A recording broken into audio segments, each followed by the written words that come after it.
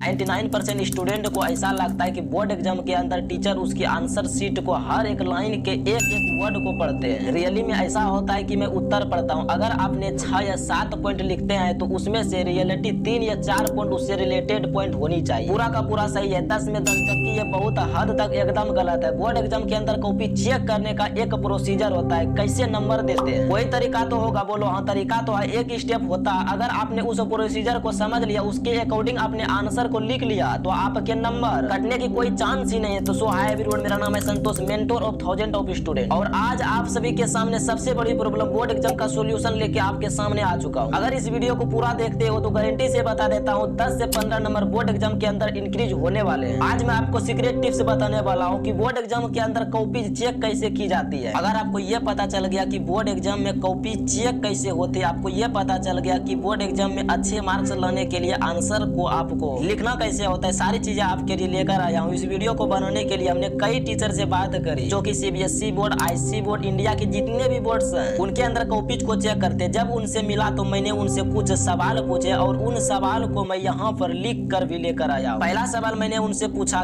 Can teacher cut mark bye their own, क्या teacher अपनी मर्जी से किसी भी स्टूडेंट का मार्क काट सकता है? एक टीचर को पसंद के मार्क्स काट सकता है, एक टीचर को पसंद नहीं आया आंसर तो क्या वो मार्क्स काट सकता है, या क्या यह बात सच है? दूसरा सवाल, parcel marketing step wise marketing क्या है? बोर्ड एग्जाम के अंदर स्टेप वाइज मार्केटिंग होती है? क्योंकि बहुत सारे स्कूल के अंदर तो बोलते हैं कि स्टेप वाइज मार्किंग होती नहीं है। तीसरा सवाल, क्या हाई चेकिंग और इजी चेकिंग क्या बहुत ज्यादा मुश्किल होगी या बहुत ज्यादा आसान होगी? ये सवाल भी मैंने पूछा। लास्ट प्रोजेक्शन से मार्क इंक्रीज होते क्या? ये बड़ा इंपॉर्टेंट बात है, सब पूछते हैं। अगर हम अच्छा सजा कर लिखेंगे तो क्या हमारे मार्क्स इंक्रीज होंगे? ये 4 सवाल पूछे और इन चारों सवाल के आंसर मैं आपको बताने वाला हूँ। 5 टिप्स लेकर आया हूँ बोर्ड एग्जाम के, 5 टिप्स ऐसी सीक्रेट टिप्स लेकर मैं आया हूँ। अगर इस चीज को अगर आप फॉलो करते तो 5 से 10 नंबर ऑटोमेटिक आपका इंक्रीज होने वाला है। राइट बात, स्टार्ट करते टिप्स नंबर 1 से, जो कि टिप्स नंबर 1 हमारी ये बोल रही है। आंसर को देखो, ध्यान से सुना। आपको ऐसा लगता है कि अगर एक टीचर को आपका आंसर पसंद न आया तो क्या आपका नंबर काट देंगे, जबकि ये बिल्कुल गलत है। कोई टीचर बोर्ड एग्जाम के अंदर ऐसा कर सकता है, हाँ स्कूल के अंदर बिल्कुल ऐसा कर सकता है, लेकिन बट बोर्ड एग्जाम के अंदर ऐसा नहीं कर सकता। पता है क्योंकि बोर्ड एग्जाम के अंदर आंसर दी जाती है, टीचर के पास आंसर की होती है। चाहे तुम सीबीएसई बोर्ड की बात कर रहे हो, चाहे तुम आईसी बोर्ड की बात करें, इंडिया की जितने भी बोर्ड्स हैं, सब टीचर जब कॉपी चेक करते हैं तो उनको एक आंसर की मिलती है और उनको अपने पेपर को आंसर के अकॉर्डिंग चेक करना होता है। वो अपनी मर्जी से चेक नहीं कर सकते, उन्हें एक सेटअप रूल्स दिए जाते हैं कि ये रहे आंसर की, उसके अकॉर्डिंग ही आपको चेक करनी होती है। और मैं आपको कुछ ग्रुप भी दिखा देता हूँ, जैसे ये आंसर की है, ये सीबीएसई के आंसर की है। आपका जो भी बोर्ड है, आप उस वेबसाइट पर जाओ, वहाँ पर आपको आंसर की भी देखने के लिए मिल जाएगा। जैसे कि ये हमारी सीबीएसई की आंसर की है या हमारी क्लास 12th केमिस्ट्री की आंसर की, आप देख सकते हो। जैसे कि क्वेश्चन नंबर 21 का आंसर की होगा, 22 का आंसर की क्या होगा, 23 का आंसर की क्या होगा, 24 का आंसर की क्या होगा, 25 ऐसे पूरा का पूरा लिख कर आता हूँ। ठीक है, और एग्जांपल दिखा देता हूँ। ये एग्जांपल हमारी क्लास 10th की साइंस का, तो आप देख सकते हो। जैसे क्वेश्चन नंबर ए में एमसीक्यू देखो, एमसीक्यू के भीतर सारे के सारे आंसर यहाँ पर लिखे हुए हैं, ABCD के कौन कौन से आंसर हो। उसके अलावा क्वेश्चन बी के आंसर है ये, और साइड में आप देख सकते हो मार्किंग भी दे रहे, तो सब कुछ एक टीचर को मिलता है। ये है हमारी पहली चीज। अब बढ़ते हैं हमारा दूसरा और सबसे इंपॉर्टेंट बात, आपका सबसे बड़ा सवाल स्टेप मार्किंग। इमेजिन करो कि आप मैथ का सवाल क्वेश्चन को सोल्व कर रहे हैं, आधा तो आपका सही था पर आधा तो आपका गलत था, क्या आपके मार्क्स मिलेंगे? बहुत सारे स्कूल के अंदर क्या किया जाता है, मार्क्स नहीं देते हैं बट स्टेप मार्किंग देते हैं कि तुम भले खुश हो जाओ, क्योंकि बोर्ड एग्जाम के अंदर स्टेप मार्किंग होती है। स्टेप के भी नंबर आपको मिल रहे होते, चाहे वो इंग्लिश हो, चाहे वो हिंदी हो, चाहे वो एनसीईआरटी के मैथ हो, चाहे वो साइंस हो, कोई भी सब्जेक्ट, क्लास 12th के फिजिक्स केमिस्ट्री कोई भी सब्जेक्ट हो, स्टेप वाइज मार्किंग होती है। अब तो मुझसे प्रूफ मांगोगे कि आपको कैसे पता चलेगा, चलो मैं दिखा देता। आंसर की ये बोलती है आपको स्टेप वाइज मार्किंग करनी पड़ेगी। देखते हैं, ये एक आंसर की है, इंग्लिश की आंसर की है। यहाँ पर ध्यान से देखना ऊपर क्या लिखा हुआ है, फॉर्मेट के